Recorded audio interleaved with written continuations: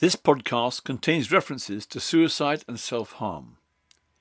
If you are in any way affected by its contents, please phone the emergency services on 999 or call the Samaritans on 116 123.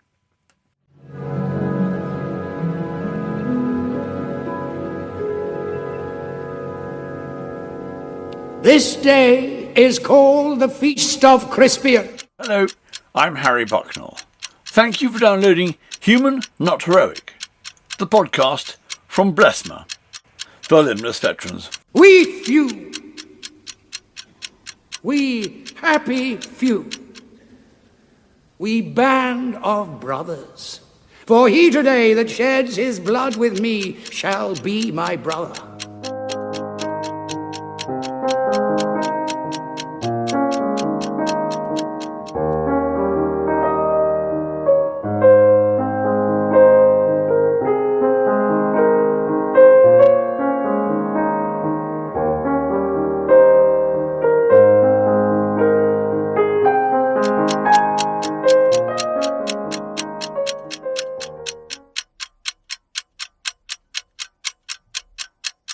The sound of silence.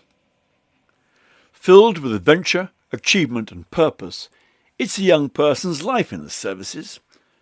22 years of selfless, valued joint endeavour in national institutions that are respected the world over. For many, leaving the armed forces is a step up to greater things. But for some, however, at the end of their engagement, when the band ceases to play and the uniform and rank, until that point, the cradle which protects a serviceman and woman in a cloak of invincibility, woven from pride, comradeship and duty, is suddenly removed, leaving the newfound civilian bereft of the loss of family, bewildered in unfamiliar territory, and floundering for a sense of purpose. Add a healthy dose of personal pride, and soon loneliness sets in, and like a canker, begins to gnaw at the soul. In this edition of Human Not Heroic, telling the reality, the everyday, and the how of life for our limbless and sight-affected veterans, I headed to the Isle of Wight to meet with Paul Curless, who lost his eye on Christmas Eve 1982 on the streets of Crossmaglen. Trained as Lance Corporals together, Paul is a dear friend who I've known for over 40 years. As is traditional, we started at the beginning. Cody, we're going to start at the beginning. So just talk us through when you lost your eye. I lost my eye in Northern Ireland whilst on patrol in Crossmaglen town itself. When we were in the army, you never let that eye injury get in the way, but since we've left the army, how has that affected you? I never let it get in the way, but I always felt that I had to try to achieve better than I did in order to keep my place within the hierarchy or structure of the Coldstream Guards. I'd look back onto that time in my life where it was hard, where we had set organisational things to do, where I fitted in, because when I came out, I never fitted in. I went to work and people were playing mahjong on machines in the council. And I thought, why are they playing mahjong? That's a waste of your time. And that was because of my military stereotypical, you've got to do this when you're told to do this, but they don't do that. Reality, the loss of an eye, how does that affect you every day? The loss of an eye affects me generally because, as we say, we get older.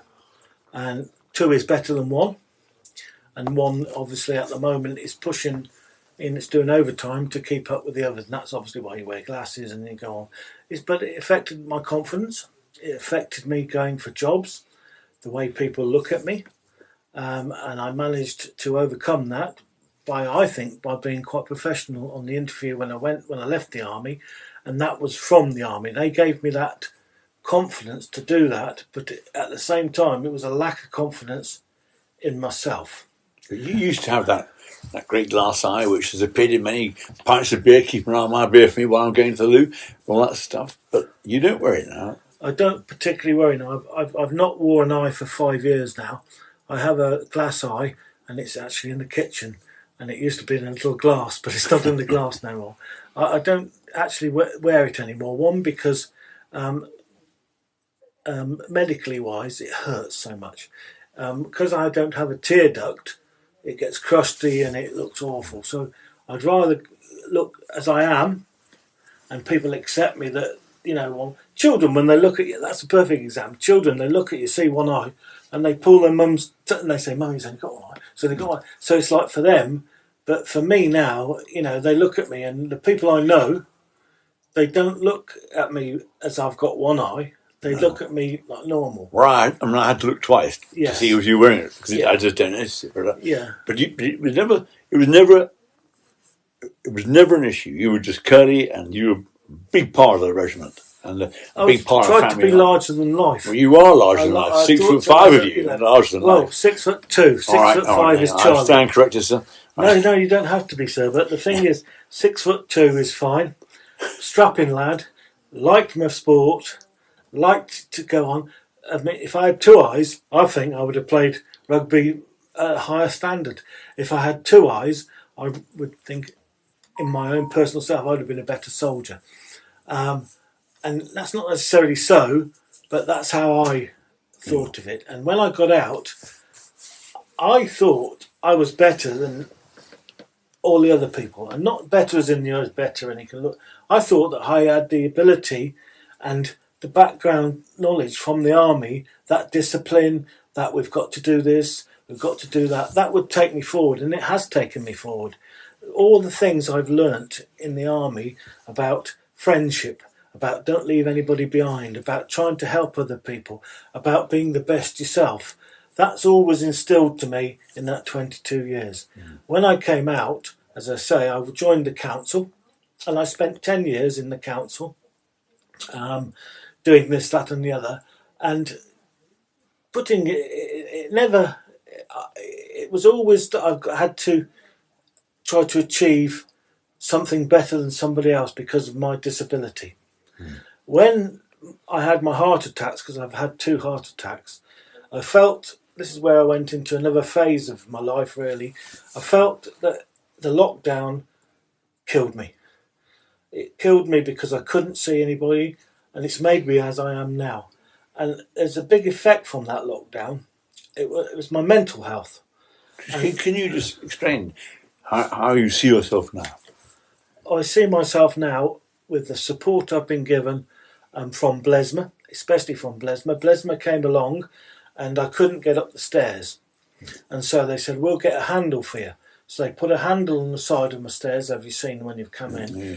And I can now obviously get up and down the stairs. But then came the diabetes with the neuropathy, I think that's the way you say it. Okay. And now obviously falling over is a big part of my life, as you say, because I can't get the balance. And so Blesma did brilliant for me. Blesma said, we'll put this up. They also got me a wheelchair. Going in a wheelchair and not being able to walk because of diabetes is more of a issue than having one eye. Having one eye, that you've got one eye, get on with it. But when you have neuropathy, I can walk to the kitchen and then come back and fall over because my legs won't go in front of me. And so my eyes not so much affected me, but I would say the post-traumatic stress disorder, because my father used to beat me and was abusive. When I left, my mum, all she could do was look after us, and I wanted to start my life on my own. But then, obviously, I was 18. I'd not had a good childhood, and I joined the army to get away from all that. I got away from all that, but then that put more pressure on me. Like when we were shot at in Crossmaglen. How do I react to save my people, or to, not my people, but the people I'm with, and then do this, that, and the other. When I got blown up, that was an issue as well. I still wanted to serve because I had that in me, and so I still serve. But since I've been out, the eyes not so much affected me, but more the having the heart attack and then having diabetes after that. And now I'm a type 1 diabetes now, which is obviously insulin dependent. And so that has took nearly 3 years for me to get at this stage where I'm pretty... But generally, I feel that life goes on, and I feel I need to push out and be part of that life, but I don't. And you're sat here now, and as you can see, this is my life. Your bunk. Your cushion bunk, yeah. Yeah, and all the great things around I've got my memories on the walls, and I also think that that's why I'm actually really quite glad you've sat in here with me. This is my life. You know, this is my safe area. How did you find the counselling that you went? The counselling I went through from the National Health Service is as good as it can be at the moment. You explain why, because that's very key, because you're living on the Isle of Wight, and for you with complex PTSD, to get off the Isle of Wight, to travel on your own, that's because you haven't got your eye, that confidence isn't there. That's what the loss of the eye means. To get to the counsellor is a trouble. To get to the council is a trouble mentally. When I went to the hospital, they tried their best to help me, and they sort of come in and they said, "Oh, we've got this person from mental health department." They came and they gave me strategies of how to cope with life. One of them was breathing. Believe it or not, so simple as breathing. And if I felt that I was going to be sick, because I have this condition where I retch. When I get nervous or anxious or feel unsafe, I retch, and sometimes it's 2 weeks long where actually I can't get out of bed and all I'm doing is retching. So I have painkillers for my tummy, and then I have these other tablets to get me to go to sleep. So generally, my health is not brilliant, and my mental health is certainly not brilliant, but with these people helping me, and especially my wife Dee is caring of the dying and everything, but her support for me has been outstanding. When I go into these fads where I can't help it, it's undescribable. Where you do something where you don't want to do it. Like I'm going and I'm trying to be sick, and I don't want to be sick, but that's what it's a vagus nerve, I think they call it. Right. What I'm guilty about, Harry, is nobody can see my injuries apart from my eye. Yeah. So I'm a little bit lucky there. Because as a veteran, he's got one eye as a veteran, and so they're happy. So the first thing they tick is veteran one eye. So I'm disabled. But they don't go veteran one eye and slightly mental, because they don't have a category for slightly mental. They have a category then for veteran one eye or one limb or one leg or whatever. Then, but they don't realise the compilation that they all collect together. Why do you think isolation is an issue for you? Independence and isolation is a big issue.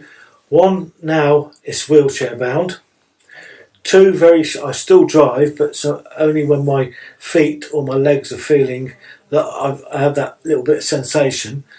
So it restricts my life. It restricts my life to here, really. Isolation, I cry a lot. I'm not afraid, I'm a grown man, but I do cry a lot. But if I cry because I'm embarrassed. I feel ashamed that I can't explain to them that I want to be like them and I want to be in the group, but I can't. And I can't because my mind says, get back home, get back home, get back in your safe place, get back in your safe place, get back where you can just go on the computer and watch whatever you want to watch, the rugby, the cricket. Finish that. What do I want to do? I play with my soldiers, and as you can see, I've got all my soldiers painted. And it is about gaming, but for me, it's a world I can immerse myself into without thinking, "Oh, I can't walk very far because of this. Oh, I can't see very far because I've only got one eye. Oh, I can't really want to go out there because my mind won't let me." So it's a combination of all these things that come together. People will never understand that if you had issues and you've got issues, there was ever a way you could go and get support to make your issues go away or certainly to control them. But there were shortfalls in that, weren't there? I go to these meetings and I see these people and they're all on about veterans from previous times and how much what we used to do then, but they don't understand what they need to do now.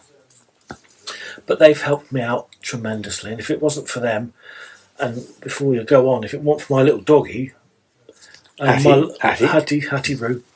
If it weren't for her, it would have been a bit more difficult for life. Yeah.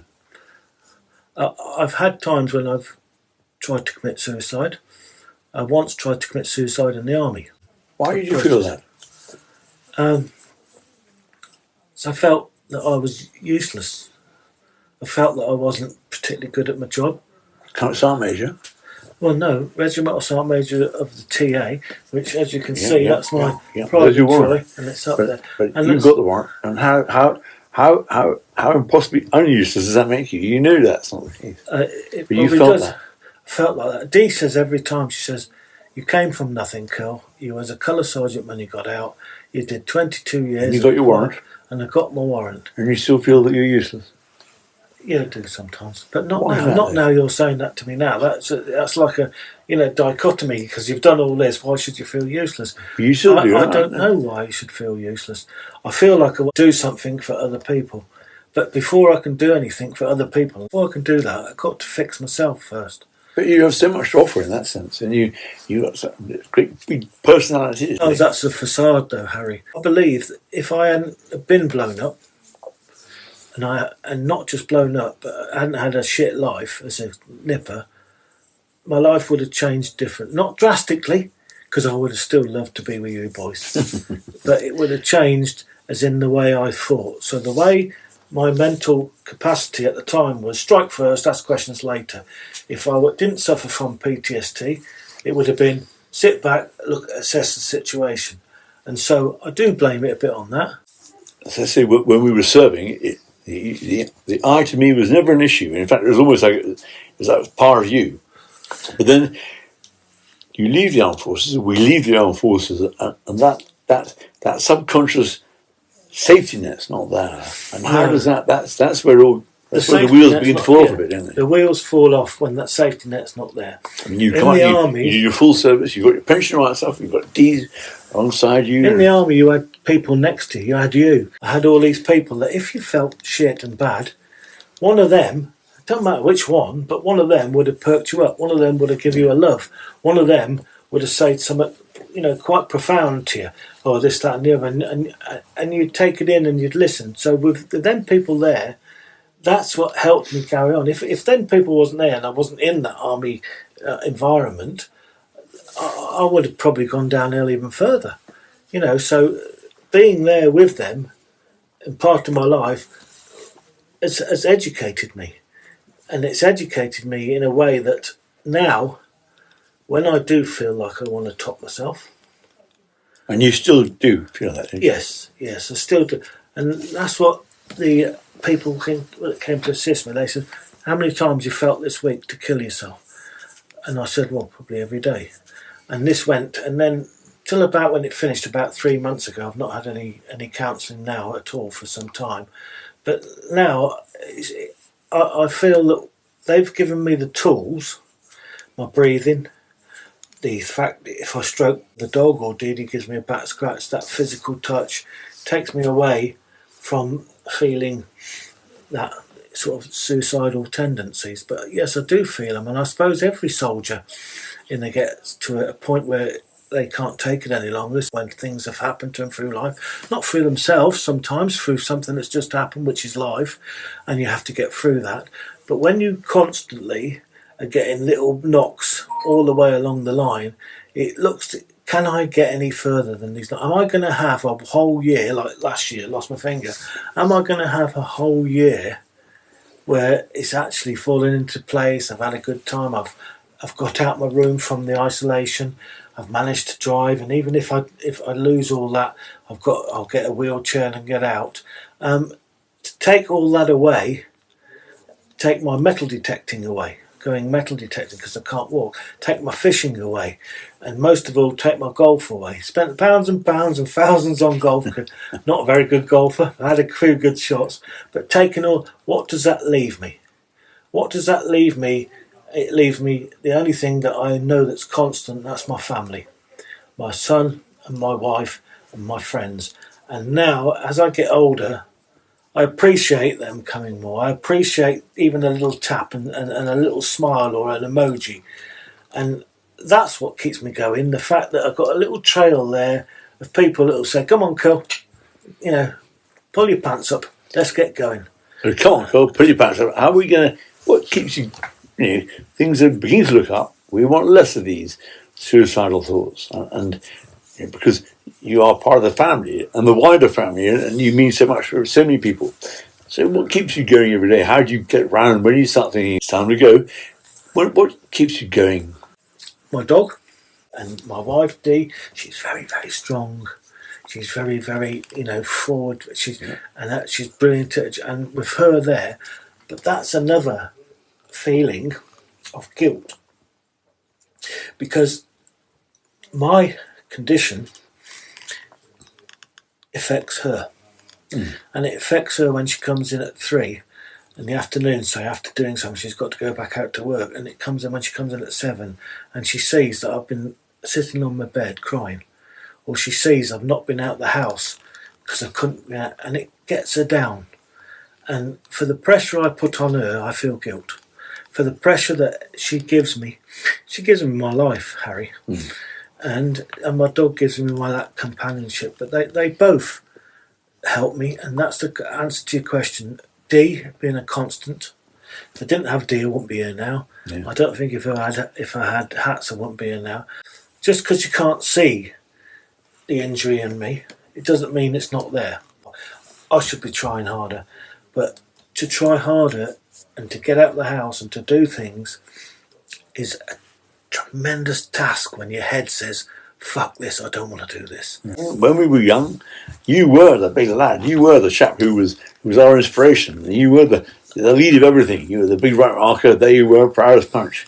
I had so much pride of being in the Counselling Guards.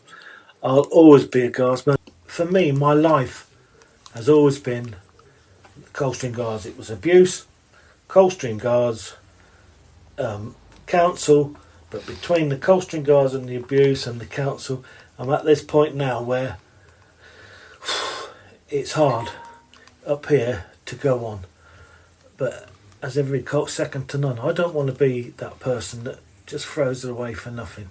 If I want to do something, I want to do something for somebody else or whatever. I know, what can I do for nobody else? Nothing. But I like to feel that I can. You have so much to offer. I'm going to ask you a question now. At the end of every period, there's always a look forward. Yeah. So, what's our look forward for Curly, and in the months to come? What's our plan? Well, I don't plan yearly ahead because my finger has taught me that. But my look forward is, it's about other people really. It's about my boy, my wife. Okay, to try over the next year to release some of that pressure she has, because as I say, PTSD doesn't affect me, it affects everybody around you. My look forward is for my life not to get slower, but to get out and balance my life. If I've got a balanced life, I can't dip below the line. Sometimes there's no end to the tunnel, there's no light at the end. So my look forward basically is to have a healthy life, try to control my depression, and generally treat everybody else as they treat me. I don't think that's I'd look, but I'd like people to think, yes, I know he's got an issue, but he's still a good lad. Paul Curless, thank you for being human, not heroic, but remarkable. Thank you very much, Harry, and thank everybody else that listens. And my thanks to Paul Curless for being so open about his life with one eye, the trials of complex PTSD, and the struggles with type 1 diabetes. We wish him and his family better times ahead. If you have been affected by the contents of this podcast, please contact the emergency services on 999 or call the Samaritans on 116 123. To learn more about the vital work Blesma undertakes supporting our limbless and sight-effective veterans, or to make a donation, please visit blesma.org. Do join us for the next episode when Human Not Heroic meets former parachute regiment officer and Blesma member Milos Stankovic. Until then, from me, Harry Bucknell, thank you for listening and farewell. when all your troubles just surround you, and around you skies are gray. If you can only keep your eyes on the horizon, not so far away.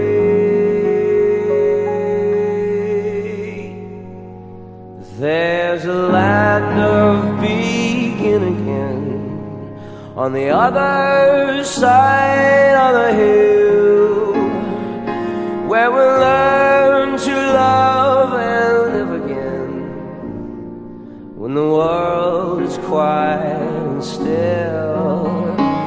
There's a land of begin again, and there's not a cloud in the sky, where we'll never have to grieve again, and we'll never say goodbye. Sir John Hurt recited excerpts from Shakespeare's St. Crispin's Day speech, Henry V. For his romance Sans Parole, No. 3, Opera 17 was played by the late Hiroshi Munakawa, available at piano1001.com, a classicals.de recording. The Land of Begin Again was performed by Jamie Cullum. With studio editing by Michael Siliano, this has been a Gamekeeper production for Blesma, the Limbless veterans. Curls. There we go. Good stuff, man. There we go. Look, have you having a beer before? We haven't been before. Yeah.